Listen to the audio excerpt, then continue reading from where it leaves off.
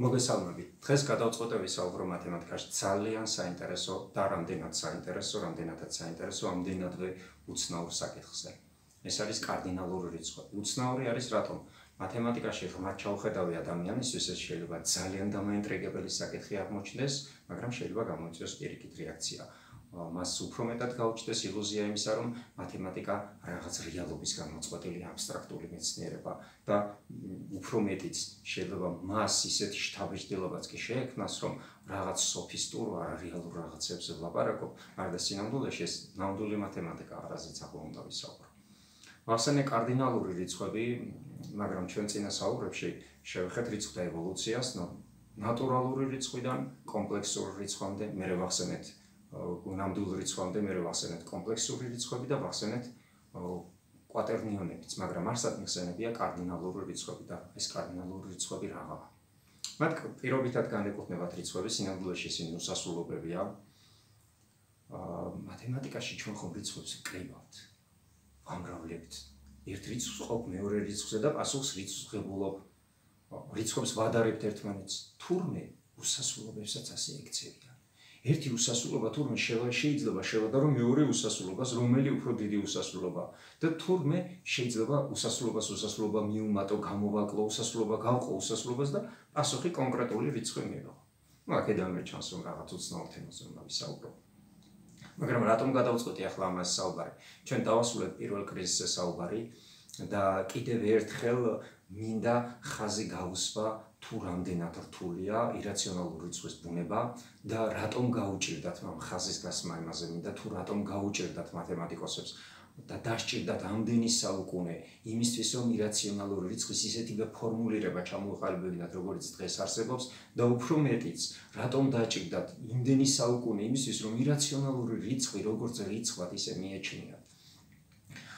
კარდინალური რიცხვები თითქოს კონტექსტიდან ამოვარდნილია, იმიტომ რომ არც კონკრეტულად პირველ კრიზისს უკავშირდება და არც მეორე კრიზისს, მაგრამ არა პირდაპირ, თუმცა ირიბად ვთვლი, რომ დამეხმარება რაღაც წარმოდგენაში ირაციონალური რიცხვის ბუნების სირთულე რომ კიდევ ერთხელ აღწერო და შეიძლება რაღაც ნაწილობრივ დამეხმაროს იმის გააზრებაშიც, თუ რა არის ის მეორე კრიზისი. მათემატიკაში ჩახედულისთვის ვინც უმაღლესი მათემატიკის ელემენტები იცის, ზღვართა თეორია და ასე შემდეგ, მისთვის აბსოლუტურად გასაგებია მეორე კრიზისის სირთულე და თუ რატომ გაუჭირდათ მათემატიკოსებს იმ პერიოდის გადალახვა.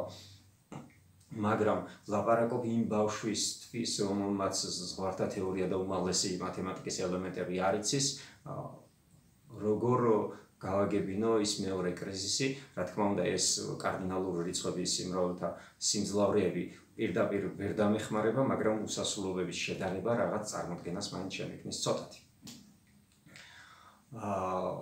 ახლა დავიწყოთ უშუალოდ საკითხზე გადავალ, დავსვამ ერთ მარტივ ამოცანას, თქვათ მოცემული მაქვს აბ მონაკვეთი. მონაკვეთი რა თქმა უნდა შედგება წერტილებისგან და მასზე წერტილების რაოდენობა უსასრულოა. და CD მონაკვეთი. CD მონაკვეთი თვალით ჩანს რომ აბ მონაკვეთზე პატარაა, თუმცა მასეც უსასრულო რაოდენობის წერტილებია და ახლავს რომ კითხვას. აბ მონაკვეთზე უფრო მეტი წერტილია თუ CD მონაკვეთზე. კითხვა ცოტა უცნაურია, იმიტომ რომ ორივეზე უსასრულოა და როგორ უნდა შევადარო. კარგად დაკვირვებული თვალი, ვისაც აქვს მათემატიკური აპარატი, აზროვნების იმ წუთშივე პასუხს გამცემს, რომ მე ვიცი მხოლოდ სასრულ რაოდენობების შედარება და უსასრულოების შედარება არ ვიცი. მაგრამ ცოტა ხანი ეს მათემატიკური აზროვნება გვერდზე გადავდოთ და უბრალოდ ბავშვური ინტუიციით დავიწყოთ მათი შედარება. CD მონაკვეთის ტოლი მონაკვეთი ავიღოთ აბ მონაკვეთზე. თქვათ აი მონაკვეთი CD მონაკვეთის ტოლია. ცხადია რომ CD მონაკვეთზე ზუსტად იმდენივე წერტილი იქნება, რაც აი მონაკვეთზე. აი აბ მონაკვეთის სიგრძით რომ მეტია CD მონაკვეთზე, ამაზე არ დავთ უბრალოდ წერტილების რაოდენობას ვადარებთ. აი მონაკვეთზე და CD მონაკვეთზე თანაბარი რაოდენობის წერტილია და ებ მონაკვეთზე კიდევ უსასრულოდ ბევრი წერტილია. ამიტომ აბ მონაკვეთზე უსასრულოდ მეტი წერტილია ვიდრე CD მონაკვეთზე. ცხადია, ეს ლოგიკურიცაა, მაგრამ ლოგიკურია იმასაც ხვდები, რომ პასუხი რომ ასე მარტივი იყოს, მაშინ ამ კითხვას არ დავსვამდი. ახლა მოდი სხვაგვარად შევხედოთ. ერთი მხრივ დავინახე, რომ აბ მონაკვეთზე მართლაც მეტი წერტილია ვიდრე CD მონაკვეთზე. მაგრამ ახლა ასეთ მეთოდს მივმართოთ. ვთქვათ BD და AC მონაკვეთები წრფეები აწერტილში იკვეთება. გადავწყვიტოთ AB მონაკვეთის წერტილები დავაწყვილოთ CD მონაკვეთის წერტილებთან. ანუ დავამეგობროთ ეს წერტილები რაღაც პრინციპით. ნახეთ, პრინციპი ასეთია. AB მონაკვეთზე ავიღოთ ნებისმიერი წერტილები. შევართოთ ესთან და სადაც გადაკვეთს CD მონაკვეთს, შევუსაბამოთ ის გადაკვეთის წერტილი. ანუ ერთმანეთთან დავაწყვილოთ P და Q წერტილები. ჩავთვალოთ, რომ ყველა წერტილს ერთადერთი წყვილი ყავს, ერთადერთი მეგობარი ყავს და აი წერტილის ეს ერთადერთი მეგობარი იყოს Q წერტილი. ნებისმიერ წერტილს რომ ავიღებ, რა თქმა უნდა, ამ წერტილს აუცილებლად მოეძებნება მეგობარი CD-ზე, ანუ წყვილი. პირიქით, რაც აქ CD-ზე თუ ავიღებ ნებისმიერ წერტილს, ერთ წერტილი, მას მოეძებნება რაღაც წყვილი AB-ზე. თან ამავე დროს მარტივი მისახვედრია ის, რომ განსხვავებულ წერტილებს თუ ავიღებ. AB-ზე მათ განსხვავებული წვილები ეყოლებათ CD-ზე. ანუ არ შეიძლება ორ განსხვავებულ წერტილს ერთი და იგივე მეწყვილე ყავდეს მართლაც. E და SE წერტილში იკვეთებიან და კიდევ მეორე დამატებით CD-ზე ხომ ვერ გადაიკვეთებოდნენ. აღმოჩნდა, რომ ყოველ წერტილს ზუსტად ერთი მეწყვილე ყავს აქ და აქ აღებულ ყოველ წერტილს ზუსტად ერთი მეწყვილე ყავს აქ. მაშასადამე ჩვენ ისე დავაწყვილეთ ესენი, რომ არც ერთი არ დარჩენილა მეწყვილეს გარეშე.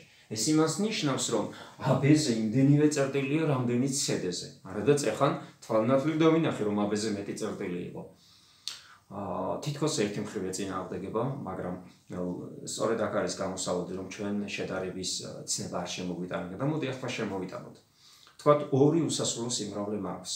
მასში ელემენტების რაოდენობაზე ვერ ვილაპარაკებ, იმიტომ რომ რაოდენობაზე როცა ვლაპარაკობ, აქ აუცილებლად სასრული იგულისხმება, მაგრამ უბრალოდ დავამახინჯოთ ახლა და ასე წარმოვიდგინოთ.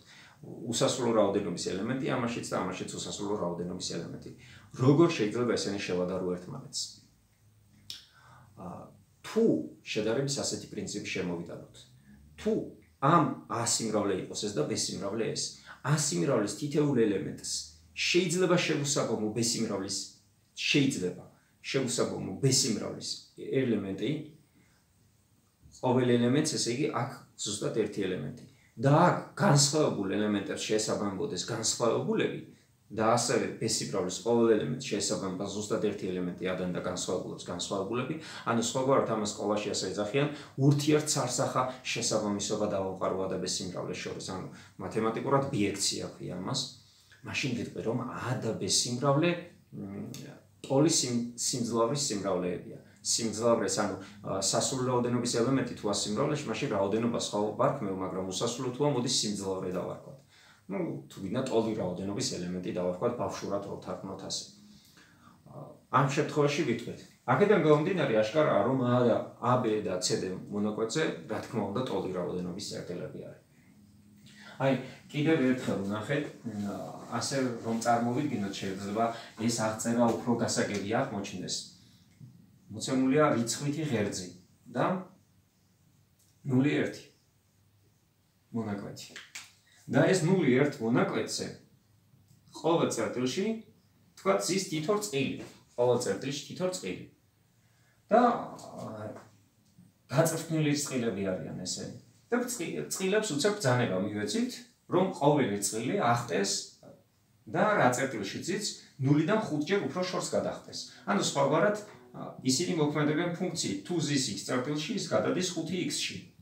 ანუ x წერტილში მჯდომი რწყილი გადადის 5x-ში. 0,1 მონაკვეთზე სხდომი რწყილები უცებ ამ ბრძანების შემდეგ გადასხდებიან 0,5 მონაკვეთზე. ნახე, აქ ყოველ წერტილში იყო ზუსტად ერთი რწყილი, ანუ რწყილის რწყილი არ აჯდა თავზე. და ეს 0,5-ზე გადასხდებიან რწყილები ისე, რომ ყოველ წერტილში ზუსტად ერთი რწყილი იქნება. ან თუ გინდა პირიქით ბრძანება მივცეთ, 0,5-ში იჯდნენ ეს რწყილები. აი ასე უფრო კარგი წარმოსადგენი შეიძლება იყოს. 0,5-ის ყოველ წერტილში შედან რწყილები, ყოველ წერტილში ზუსტად ერთი რწყილი. და ბრძანება მივეცით, ისინი გადასხდნენ შემდეგი პრინციპით, x მე-5, ანუ 0-თან 5-ჯერ უფრო ახლოს. 0-ში რომელიც ის დარჩება. ეს რწყილები, რომლებიც 0,5 მონაკვეთზე ისხდნენ, ესე იგი, არც ერთი წერტილი არ იყო დატოვებული, რწყილი რომ არ ყოფილიყო, რა თქმა უნდა 0,1-ზეც, ყველგან ისხდნენ. და უცებ ესენი გადმოხტებიან და 0-დან 1-მდე შეავსებენ ამას. და აღმოჩნდება რომ ეს რწყილები აქ ისე დაждდებიან რომ არც ერთი რწყილი მეორეს თავზე არ დაახტება. ან აქ რაც რწყილები ეტეოდა დავსვით ნულიდან ერთამდე ზუსტად ეს რწყილები. და თან აი არამათემატიკურად რომ ვთქვა, აქ ხო ჭიდროდ იჯდნენ, კომპაქტურად იჯდნენ, რაღაც სიჭიროები ქონდა, იმიტომ რომ ყოველ წერტილში ზუსტად ერთი წყილი იქნა. და ეს წყილები აქ რომ გადავსვი, ზუსტად იგივე სიმჭიდროვე ექნება, უფრო შევიწროებულად არ იგრძნობს ეს რწყილი თავს. როგორც აქ გრძნობდა თავს, ზუსტად ისე იგრძნობს თავს. თითქოს რაღაც უცნაურია. და ესე იგი ეს იმას ნიშნავს, რომ ამ მონაკვეთზე იმდენი წერტილია, რამდენიც ამ მონაკვეთზე. უფრო მეტიც, აი შეიძლება მონაკვეთზე უფრო მეტი წერტილია თუ მთელ წრფეზე. აი ორ მონაკვეთი შევადარეთ ერთმანეთს. ამის მარტივი მაგალითია თქვენ კარგად იცნობთ, მაგალითად ტანგენსის ფუნქცია რომ ავიღოთ.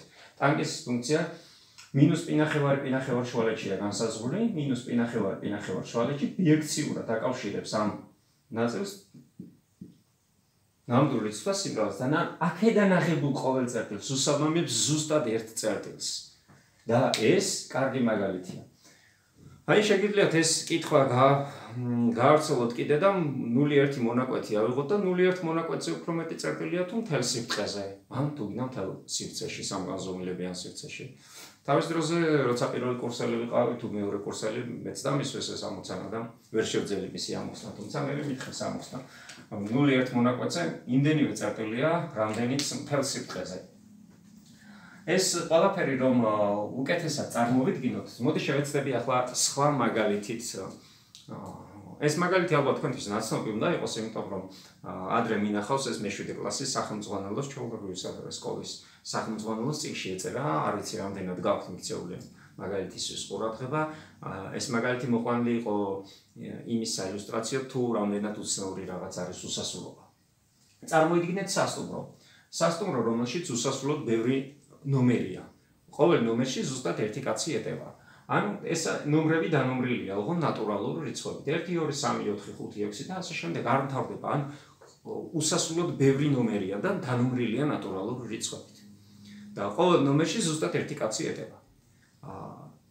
სასტუმრო ამ წუთში სავსე არის, ყველა ნომერი დაკავებულია და არც ერთი ცარიელი ოთახი არ მაქვს.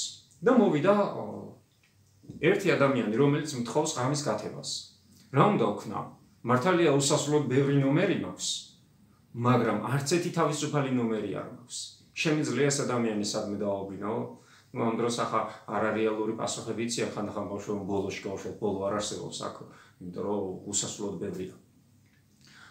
ვიქცევით ასეთნაირად, ეს ერთი ადამიანი შემიძლია დავაბინაო. მარტივად ბოდიშის მოხდით, შეგვიძლია გამოუცხადოთ სასტუმროში დამსვენებლებს, რომ ყველა გამოვიდეს მისი ნომრიდან და გადავიდეს ერთით დიდ ნომერში. მაგალითად, გამოდის პირველი ნომერი ადამიანი და ის გადადის მეორე ნომერში. მეორე ნომერში მყოფი გადადის მესამე ნომერში, მესამე ნომერში მყოფი მეოთხე ნომერში და ასე შემდეგ. მე-13 ნომერში მყოფი გადავა მე-14 ნომერში. არც ერთი ადამიანი არ დარჩება ნომრის გარეშე. ცხადია, იმიტომ რომ მე-n ნომერში მყოფი m+1 ნომერში გადავიდა, მაგრამ პირველი ნომერი გამოთავისუფლდება, იქ აღარ ამიშევა. და პირველ ნომერში შევუშვათ ეს ერთი ადამიანი, რომ არ დავტოვოთ ქუჩაში. ანუ უსასრულობა ხომ მქონდა, ერთი დავამატე და ზუსტად ისეთივე უსასრულობა გამოვიდა. ახლა შეგვიძლია მეორე ასეთი მაგალითი მოვიყვანოთ. წარმოიდგინეთ, ორი ასეთი სასტუმრო მაქვს. ორივე უსასრულო რაოდენობის ნომერია, ორივე სასტუმრო დაკავებულია, ყველაში თითო რაოდენობის ადამიანი. და ამ სასტუმროში, მეორე სასტუმროში გაჩნდა ხანძარი.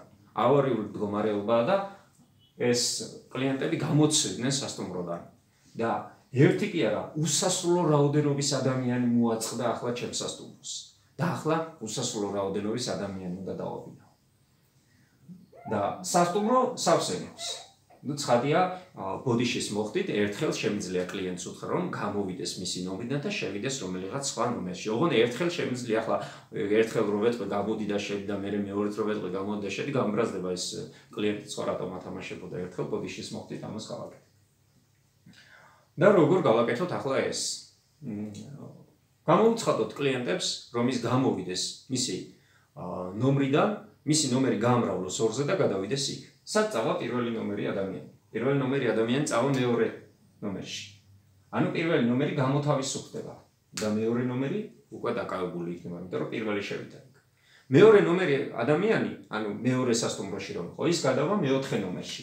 ანუ ესე იგი, პირველი ნომერში ვინც იყო გადადის მეორე ნომერში, მეორე ნომერში ვინც იყო გადადის მეოთხე ნომერში, მესამე ნომერში ვინც იყო გადადის მეექვსე ნომერში და ასე შემდეგ. მეოთხე ნომერში მყოფი მერვე ნომერში. რომელიმე ადამიანი დარჩება ნომრის გარეშე, ცხადი არც ერთი დამისახელე 113 გაამრავლე 2-ზე და შევა 226 ნომერში. მაგრამ მათ დაიტოვეს მხოლოდ ლუწი ნომრები. კენტი ნომრები დარჩა თავისუფალი. აი ესენი შეუშვათ კენტ ნომერში. ან გესმუთხრათ ახლა რა? თუ ის იყო მაგალითად რაღაც n ნომერში, გაამრავლოს მისი ნომერი 2-ზე, გამოაკლოს 1 და შევიდეს იქ. მაგალითად, მეხუთე ნომერი მეხუთე ნომერში ვინც ისვენებდა. მეხუთე ნომერში მყოფი შევიდეს მე-9 ნომერში. პირველ ნომერში მყოფი შევიდეს პირველ ნომერში, მეორეში მყოფი მესამეში შევა. ესენი დაიკავებენ კენტ ნომრებს. აღმოჩნდა რომ ორ სასტუმროში, რაც ადამიანები ეტევოდა, ორივე სასტუმრო სახლზე იყო. ერთი თავისუფალი ოთახი არ მქონდა და ეს ორივე სასტუმრო მოვათავსე ერთ სასტუმროში.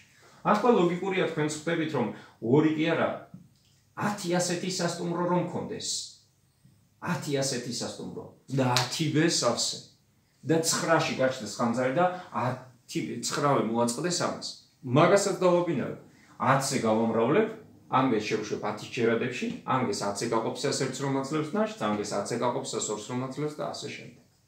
მაგრამ ახლა გადავიდეთ შემდეგზე. წარმოიდგინეთ უსასრულო რაოდენობის სასტუმრო მაქვს. დანომრილია სასტუმრო, პირველი სასტუმრო, მეორე სასტუმრო, მესამე და ასე შემდეგ. ნატურალური რიცხვებით დანომრილია ესენი. და ყველა სასტუმრო ერთნაირია, ყველა სასტუმროში უსასრულო რაოდენობის ნომერია. პირველი, მეორე და ასე შემდეგ. დანომრილია ეს ნომრებიც ნატურალური რიცხვებით და ყველა ნომერი სავსეა. აბსოლუტურად ყველა სასტუმროში ავარიული მდგომარეობა, ხანძარი გაჩნდა ყველგან და ყველა სასტუმროდან გამოცვიდა ხალხი და მოაწყდა მხოლოდ პირველ სასტუმროს. პირველ სასტუმროში არ არის ხანძარი. დანარჩენი ყველა სასტუმროში ხანძარი. ესე იგი, უსასრულო რაოდენობის სასტუმროდან გამოცვიდა თითოდან უსასრულო რაოდენობის ადამიანი და ყველა მოაწყდა ჩემს სასტუმროს. შევძლებ დავაბინავ ისინი ჩემს სასტუმროში. თურმე მაგათაც შეძლებ. დაბინავების პრინციპი ავირჩიეთ შემდეგი. პირველი სასტუმროს ხალხი დავნომროთ პირველი, მეორე, მესამე, მეოთხე, მეექვსე. დავნომროთ რა ნომერი ოთახშიც იყო ისე. მეორე სასტუმროს ხალხი პირველი, მეორე, მესამე და ასე შემდეგ. მესამე სასტუმროს ხალხი ესენი იყვნენ, მეოთხე სასტუმროს და ასე შემდეგ გრძელდება თქვა. ახლა შეხედეთ პირველ ოთახში შევუშვათ პირველი ადამიანი, პირველი სასტუმროს პირველი მოწყობილი. მეორე ოთახში შევუშვათ, აი დავიწყოთ ასეთი თანმიმდევრობით. ისე პირველი სასტუმროს მეორე ნომერში მცხოვრები. მესამე ოთახში შევუშვათ, მეორე სასტუმროს პირველ ნომერში მცხოვრები. ეს მეოთხეში, მეხუთეში, მეექვსეში, მეშვიდეში, მერვეში, მეცხრეში, მეათეში, ასე წავყვეთ დიაგონალურად. ანუ ეს ვინ არის? ეს არის მესამე სასტუმროს მეოთხე ნომერში მცხოვრები. ეს ვინ არის? ეს არის მეოთხე სასტუმროს მეხუთე ნომერში მცხოვრები. რა თქმა უნდა, თუ ასე დიაგონალურად წავყვები, არც ერთი რიცხვი არ გამომრჩება. აუცილებლად შევძლებ ყველა დავაბინავ. და მარტივად შეგიძლიათ დაარწმუნდეთ, რომ NK მეენის სასტუმროს K-ორ ნომერში მცხოვრები შევა ამ ნომერში. ანუ შემიძლია ასე ხელით რომ არ ვიწვადოთ, პირდაპირ დავუწერო ფორმულა.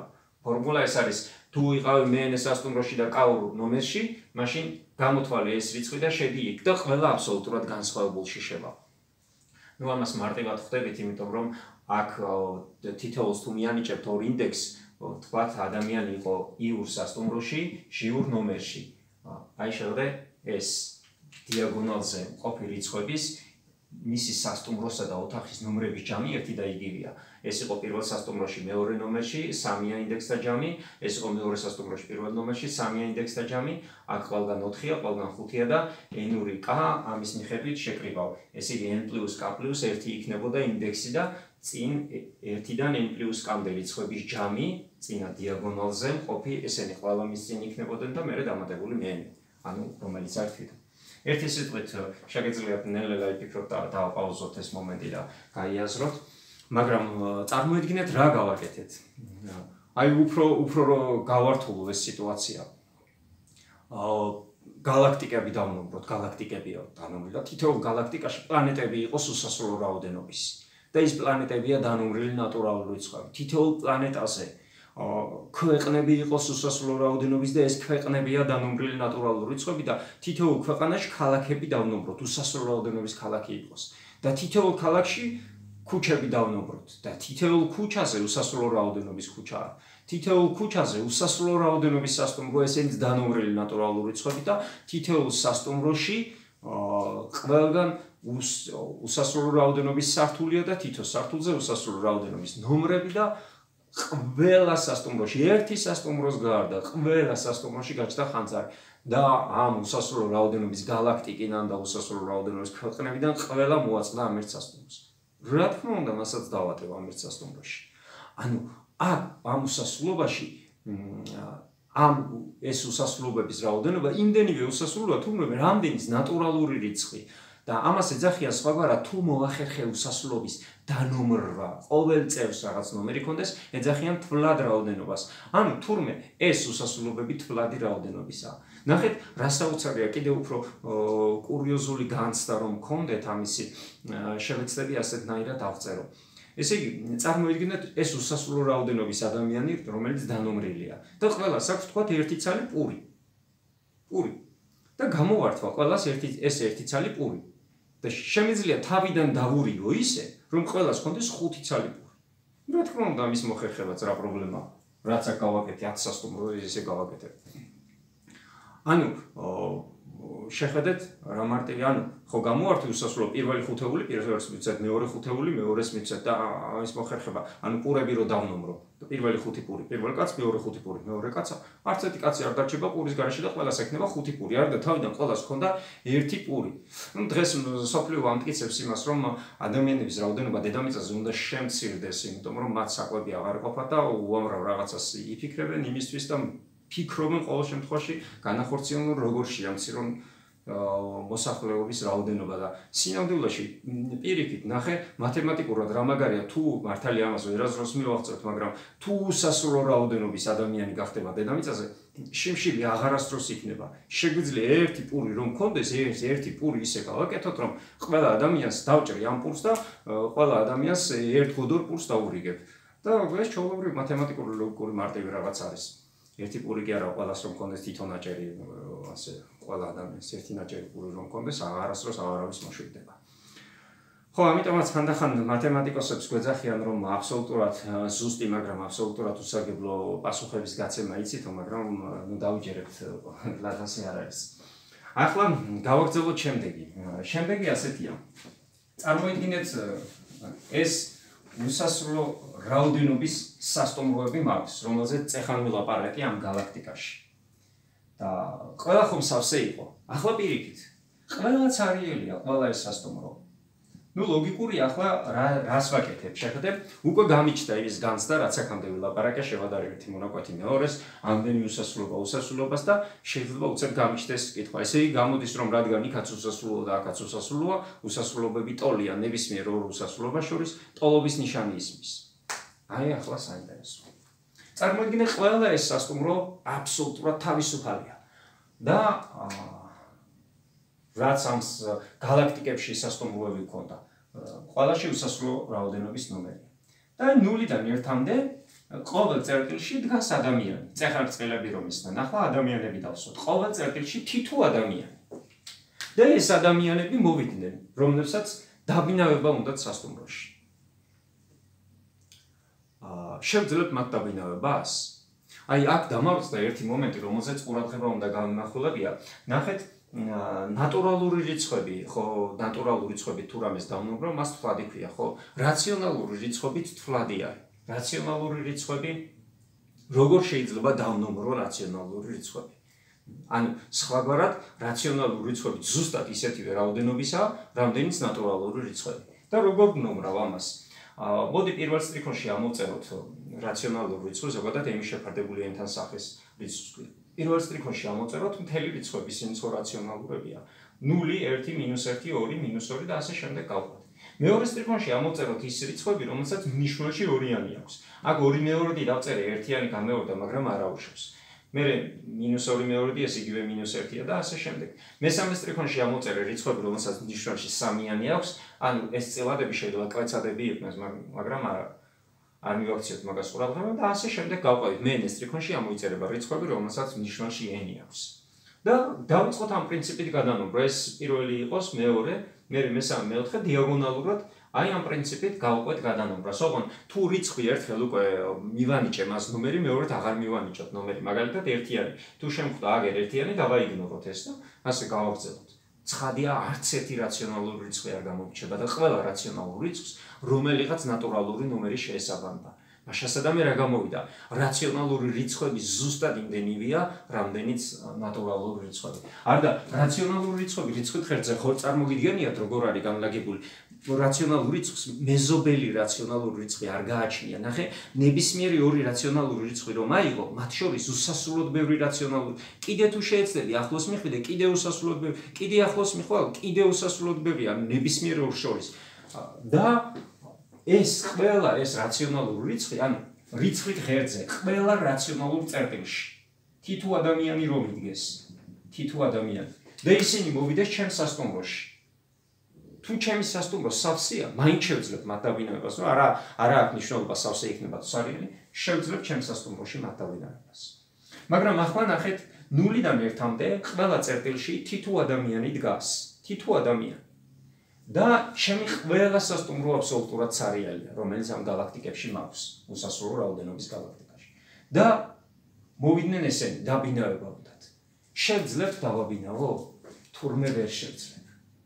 აი აქ 0-დან 1-მდე თურმე გაცილებით უფრო მეტი უსასრულობაა, ვიდრე აი ის წეხან რომ ავწერე მთელ გალაქტიკებში რაც უსასრულობებია. შეხედე მთელ ღერძზე წერტილები, რაციონალური წერტილები, როგორ არის განლაგებული ნებისმიერ ორ შორის უსასრულოდ ბევრი წერტილია. მთელ ღერძზე რაციონალური წერტილები რომ აიღო და 0-დან 1-მდე ყველა წერტილი. ეს გაცილებით უფრო დიდი უსასრულობაა ვიდრე ის ზღვაში წვეთია თურმე ამასთან შედარებით. მოდი ვაჩვენოთ, რომ მართლაც ვერ შევძლებ ამ ადამიანების დაბინავებას ჩემს სასტუმროში. ნუ ცხადია, ყველა ამ უსასრულო სასტუმროში თუ შევძლებ მათ დაბინავება, ერთ სასტუმროში შევძლებ, იმიტომ რომ ის ყველა უსასრულობაში, უსასრულო რაოდენობის დანომრილ სასტუმროებში მყოფი ადამიანები ერთ სასტუმროში მოვათავსე და ცხადია არ დავიწყო. დავუშვათ საწინააღმდეგო და ვთქვათ აღმოჩნდა, რომ 0-დან 1-მდე, ოღონ 0-ზე მეტი და 1-ზე ნაკლები, ესენი ყველა დავნომრე. 0-დან 1-მდე რიცხვები, რომელიც 0-ზე მეტია და 1-ზე ნაკლებია, ისინი შეგვიძლია ჩავწეროთ 10 წილადის სახით. 0 მთელი რაღაც, თუ სასრული 10 წილადია არ აუშავს, ბოლოში ნულები მივწეროთ 0 პერიოდში. და ვთქვათ, პირველ ნომერში ეს წავიდა, მეორე ნომერში ეს, მესამე ნომერში ეს, მეოთხე ნომერში ეს, ანუ ეს მიჩვენებს 3-1, 3-2, 3-3 ინდექსი, მესამე ნომერში პირველი ინდექსი მიჩვენებს, რომელ ნომერში შევიდა ის და მეორე ინდექსი მიჩვენებს მძიმის შემდეგ მე რამდენი ციფრია ეს ალფა. ახლა ავიღოთ ასეთი რიცხვი, ბეტა რიცხვი. შეხედე, ბეტა რიცხვი შევადგინოთ შემდეგნაირად, ესა უსასრულო არაპერიოდული აწილადი. ნახე როგორ უსასრულო აწილადი, პერიოდულია თუ არაპერიოდული არ მოგწევს. 0 მთელი დავიწყოთ ასე. პირველი ციფრი ავიღოთ ალფა 1-1-ისგან განსხვავებული. ალფა 1-1-ისგან განსხვავებული თან ამავე დროს 0-ისა და 9-ისგანაც განსხვავებული. ხო შემიძლია სულ 10 ციფრია და ამ 3 ციფრისგან განსხვავებულს ვერ მოვუძებთ. მეორე ციფრი ავიღოთ, რომელიც განსხვავებულია შეხედე დიაგონალურად მივხვდებით. ამის მეორე ციფრისგან 0-ისგან და 9-ისგან. მესამე ციფრი მესამესგან განსხვავებული, მეოთხე მეოთხესგან განსხვავებული და ასე შემდეგ. 9-ისგან იმიტომ ვიღებ, რომ 9 პერიოდში რო არ გამოჩნდეს ამ 0 პერიოდში და ეს მართლა რაღაც უსასრულო ჩანაწერი რომ იყოს. ახლა ნახე, ეს რიცხვი არც ერთი აქ მდგომი რიცხვის სტოლი არ იქნება. ვერ იქნება ხო ეს მეოთხე რიცხვის სტოლი, იმიტომ რომ მეოთხე ციფრში აქვს განსხვავება და ვერც მესამეორესი, იმიტომ რომ მეორეში აქვს განსხვავება. მენესი, იმიტომ ვერ იქნება ეს, რომ მენე ციფრში აქვს განსხვავება. არა და ეს კაცი, ეს მწვანე კაცი, ესეც ხო 0-დან 1-მდე იდგა. კი, და აღმოჩნდა, რომ ის არც ერთ ნომერში არა. თურმე 0-დან 1-მდე ამას ვერ შეძლებ დაადიოთ ამ უსასრულო რაოდენობის სასტუმროში. აი აღმოჩნდა, რომ 0-დან 1-მდე ეს უსასრულობა თურმე ნატურალურ რიცხვთა სიმრავლის უსასრულობაზე უსასრულოდ ბევრია. ანუ ერის უსასრულობა გაცილებით მეტია, ვიდრე ნატურალურ რიცხვთა სიმრავლის უსასრულობა. შეიძლება ითქვას, რომ ერის შეფარდება n-თან მათი უსასრულობების შედარება. ეს უსასრულობა ამ უსასრულობაზე უსასრულო ჯერ მეტი არის. ეს ნახეთ, კიდევ ერთხელ ასეთი რაღაც წარმოიდგინეთ, აი მათემატიკაში თუ ფუნქციას რაღაც თვისება აქვს, რომელიც რაღაც კარგი თვისება და ეს თვისება თქვათ რაციონალურ რიცხვებში არ გააჩნია. დანარჩენი ყველგან აქვს ირაციონალურ რიცხვებში. რაციონალურ რიცხვებში წარმოიდგინეთ მთელი ღერძის თითქმის აი ყოველ როგორ არის განლაგებული რა სიმჭიდროვეთ რაციონალური რიცხვები და ეს თვისება ყველა რაციონალურ წერტილში უფუჭდება. ამბობენ რომ თითქმის ყველგან აქვს ეს კარგი თვისება, ანუ რაციონალურ წერტილებს საერთოდ უგულობელყოფენ, იმდენად მცირეა. აი ძალიან უცნაური რაღაც რომ თქვა, წარმოიდგინეთ 0-1 მონაკვეთს, ამ მონაკვეთს აქვს რაღაც ცოტა უხეშად აღწერ ახლა რომ უფრო კეთილად წარმოიდგინოთ. წონა აქვს, თქვა იწონის 5 კილოგრამს. და ეს რომ გააჩხლიტოთ ასე ყოველ რაციონალურ წერტილში ეს მონაკვეთი. ну დაფლეთილი იქნება საერთოდ დაჩხლეთი ყველა რაციონალურ წერტილში. დაფლეთილი იქნება ასე წერტილებად ეხება ეს რო მოკიდო ხელი აწიო არაყვება მონაკვეთი ანუ დაწყვეტილი მძივივით იქნება. მისი წონა დარჩება ისევ ზუსტად 5 კილოგრამი, ხო იყო თავიდან 5 კილოგრამი დარჩება. არ შეიცვლება. მაგრამ ახლა თუ ამას დააჩხლიტავ ირაციონალურ წერტილებში და რაციონალურ წერტილებს დატოვებ, მისი წონა ისევ 5 კილოგრამი, მისი წონა 0 კილოგრამი იქნება, ანუ 0 კილოგრამი არა და რო შეხედავ შესახედავად ვერც კი მიხვდები რომ მას ირაციონალური წერტილები აკლია. აი უფრო ძალიან არა მათემატიკურ რაღაცაზე ვლაპარაკობ ახლა, მაგრამ წარმოიდგინე თუნუქის ფურცელი მაქვს, რომელთაც დახურულია სახურავი. და ეს თუნუქის ფურცელი ყველა წერტილში, რომლის კოორდინატებიც თქვათ აქ ორივე რაციონალურია, დაჩხლეტილია. დახრეტილია. კაპუჭებული თუნუქია. და ასეთი სახურავი მაქვს რომ გაწმინდეს ან ქარი იყოს ეს სახურავი არც წვიმას გაჰატნევს და არც მას მათემატიკური წვიმა თუ არ მოვიდა ხა მათემატიკური წვიმა რა წვიმის წვეთი რომ წერტილის ფორმისაა ჩვეულებრივი წვიმას წერტილზე დიდი ფორმა აქვს ხო ზომაც აღწვეთს და სისქეც აქ მოლეკულებს და ვერ გაეტევა და საერთოდაც ვერ იგრძნობ რომ დაჩხლეტილია და თუ რაციონალურ წერტილებში დაჩხლიტავ ამ თუნუქის ფურცელს წონა შეუნარჩუნდება, მაგრამ არც კი შეეტყობა რომ ის აღარაა ჯანსაღი. თუ ირაციონალურ წერტილებში დაჩხლიტავ, რაციონალურ წერტილები მაინც იმდენად მჭიდროდაა განლაგებული, რომ ისევ არც ქარს გაატანს ეს და არც წვიმას. მაგრამ სანაცვლოდ ფურცელს ექნება 0 კილოგრამი, იმიტომ რომ წონა აღარ ექნება, უწონო სახურავი მექნება. ეს უბრალოდ ისე უსასრულობების ცოტა დაგაფნიეთ თუ უკეთესად გავაკეთე იმის ახსნა რისიც მინდოდა არ ვიცი, მაგრამ ახლა შევეცდები აღწერო ირაციონალური რიცხვი კიდევ ერთხელ.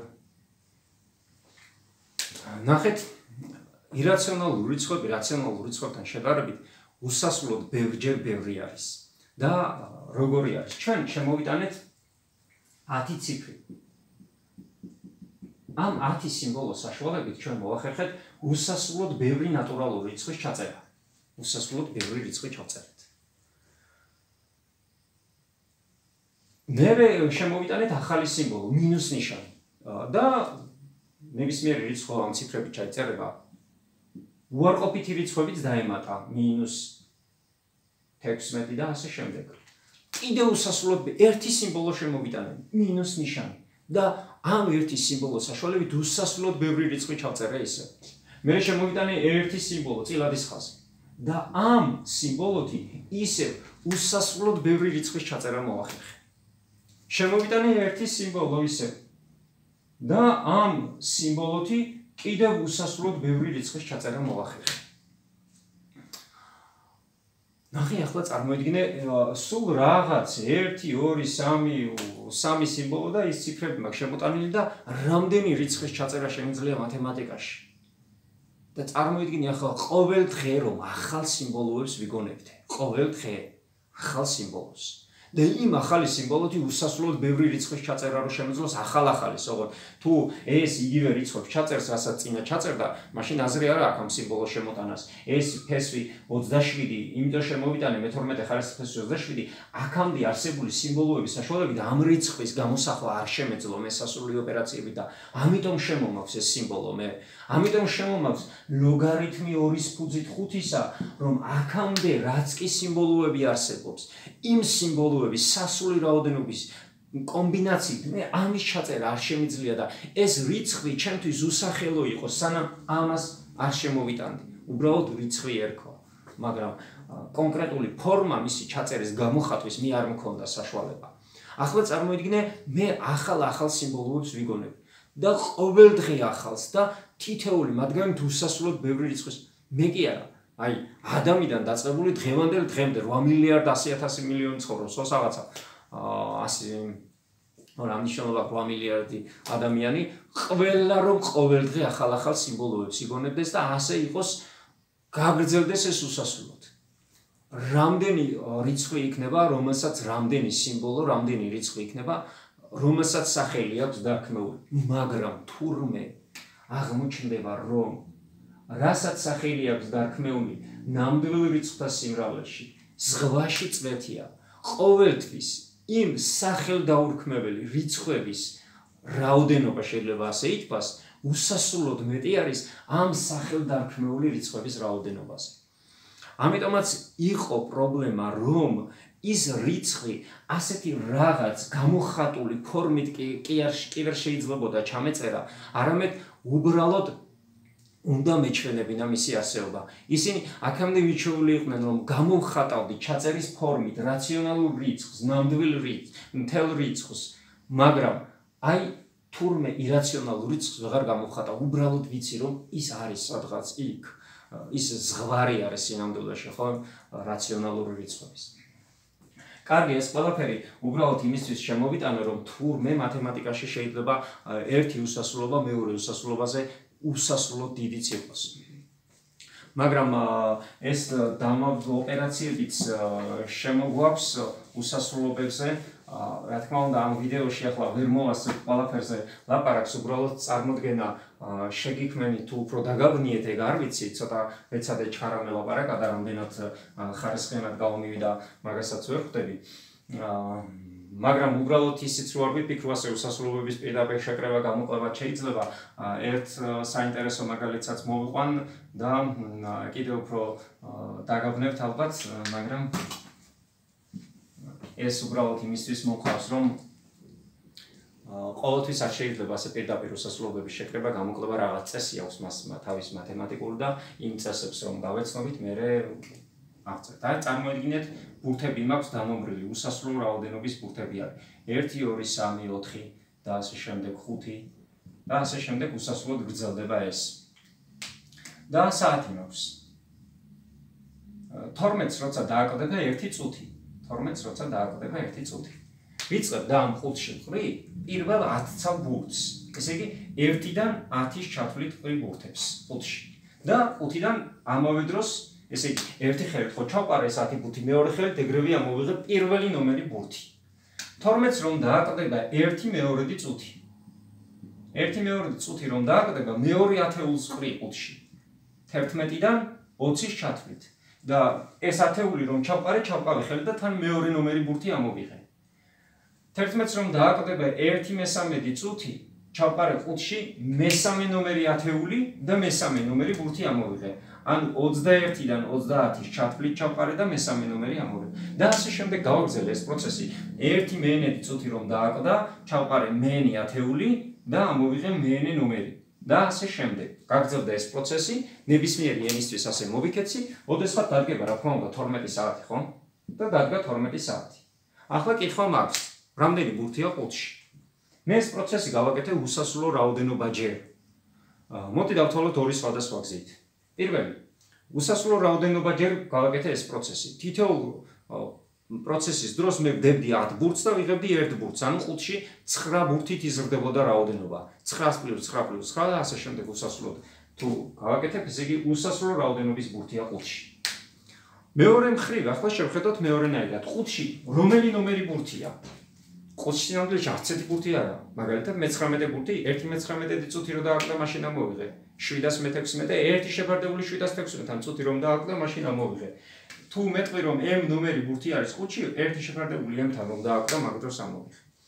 მივიღე რომ 5-ში არც ერთი ბურთი არა, მაგრამ მივიღე რომ 5-ში უსასრულო რაოდენობის ბურთია. რატომ დამემართა ასე? იმიტომ რომ ერთი მხრივ მათემატიკის რა ქვია უსასრულობა ძალიან უცნაური რამ არის. ალბათ ური გვარ ექნებოდა ერთი ვიდეო უსასრულობებთან დაკავშირებით რომ გადამეღო, თუ მოვახერხე შევეცდები. მაგრამ საქმე იმაშია რომ უსასრულობებზე მოქმედებებს თავისი წესები და განმარტებები აქვს. ჩემი მიზანი ახლა ეს არ იყო უსასრულობებზე წესები და განმარტებები შევმეტანა, მაგრამ თურმე შემიძლია ვთქვა რომ შემიძლია უსასრულობა შევადარო და ვთქვა რომ ერთი უსასრულობა მეორეს ტოლია, ან ერთი უსასრულობა მეორეზე 7-ჯერ მეტია და შემიძლია ვთქვა რომ ერთი უსასრულობა მეორეზე უსასრულოდ მეტია და უსასრულოდ ნაკლები. მაგრამ თავარი ის არის რომ დავინახეთ ნამდვილი რიცხვთა სიმრავლე თუ რაციონალური რიცხვთა სიმრავლეზე როგორი უსასრულოდ მეტი ყოფილა და აი რაციონალური რიცხვთა სიმრავლე რომ თავის თავზე ამრავლო ბევრჯერ, ანუ q რომ წარმოიდგინო q ხარისხად n. ასეთ რაციონალური რიცხვთა სიმრავლე ის გაცილებით ნაკლებია ვიდრე ნამდვილი რიცხვთა სიმრავლე და ეს იყო კიდევ მიზეზი ერთი მხრივ იმისა თუ რამდენად რთული იყო რომ ვერ შევძლებდი ყველა და ვერასდროს ვერ შეძლებს კაცობრიობა ვერასდროს ყველა რაციონალური რიცხვს ჰქონდეს თავისი სიმბოლო. კარგი, აქ ამით გავჩერდები და გავაგრძელებ მეორე კრიზისში.